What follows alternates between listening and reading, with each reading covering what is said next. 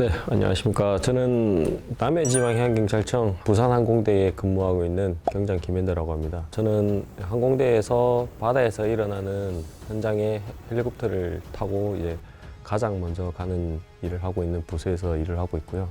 잘 부탁드리겠습니다. 저는 남해지방해양경찰청 과학수사계에서 근무하고 있는 경사 강민혜라고 합니다. 저의 주 임무는 해양에서의 변사자가 생겼을 때 신원 확인을 하고 있는 그런 업무를 주로 하고 있고, 해양에서 발생하는 사건 사고의 원인을 규명하기 위해서 수중 감식 업무도 부차적으로 하고 있습니다. 육지 같은 경우에는 뭐 교통사고라든지 어떤 인명피해 사고가 났을 때는 주변에 어떠한 보는 눈들이 많다고 보시면 돼요. 근데 해양사고는 보는 눈이 좀 적다고 보시면 되고, 좀 인명치사율이 더 높다고 보시면 되고, 물속이다 보니까 좀 그런 특성이 있다고 생각을 하시고 좀 더 주의를 더 기울여야 되지 않나 또 생각을 합니다, 저는.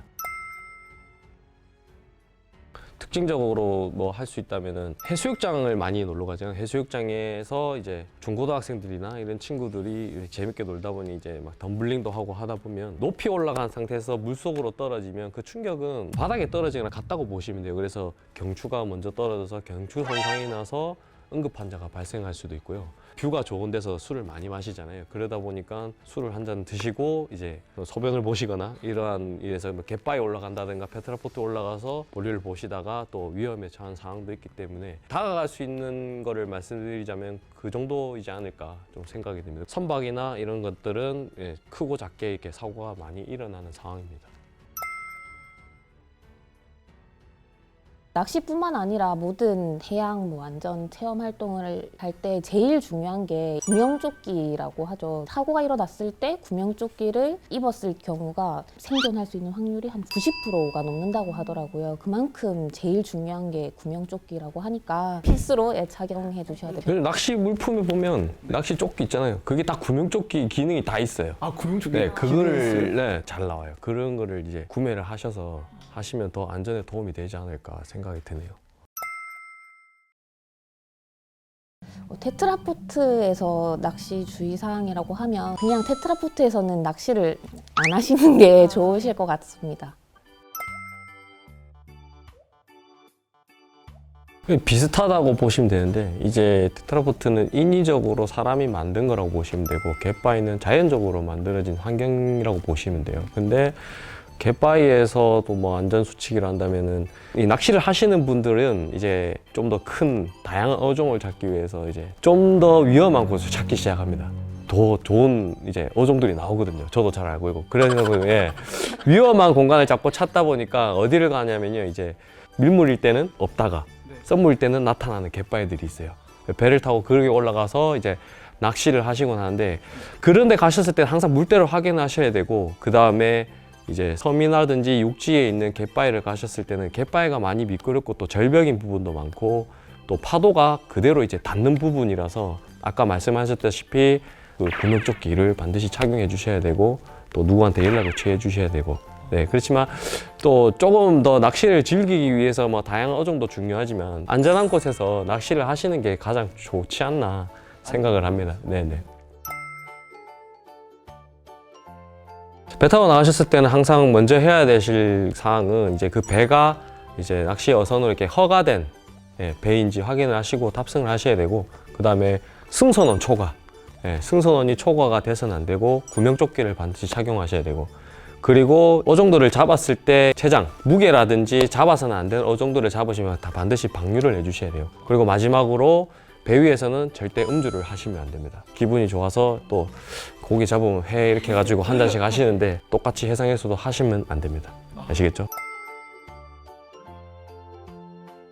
해상에서도 마찬가지로 선박을 항행을 할 때 모든 위험이랑 장애물을 제거를 해서 그 해상 교통을 원활하게 하기 위해 해사안전법이라고 규정되어 있는 게 있거든요. 아까 말씀하셨듯이 그 바다에는 길이 있냐 이렇게 얘기를 하는데, 그 바다에도 나름대로 정해진 그 항로라는 게 있어요. 그 항로를 이제 가게 되는 또 유선 및 도선 사업법이라든지 낚시관리 육선법이라든지 그런 다른 규칙에 세부적으로 이렇게 돼 있고, 음주운전 안 되잖아요. 이게 음주 운항이 안 되고 그리고 그 항로에서 과속을 하는 그런 게 금지되어 있는 규칙들이 그 법에 다 그 포함이 되어 있습니다.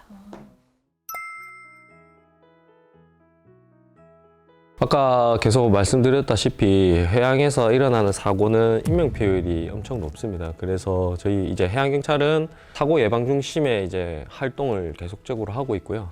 또 국민들이 이제 참여할 수 있는 찾아가는 연안 체험 교실, 그다음에 응급접지법 교육, 그다음에 구명조끼 입기 캠페인 등 사고 예방 활동을 하기 위해서 많은 노력을 하고 있습니다.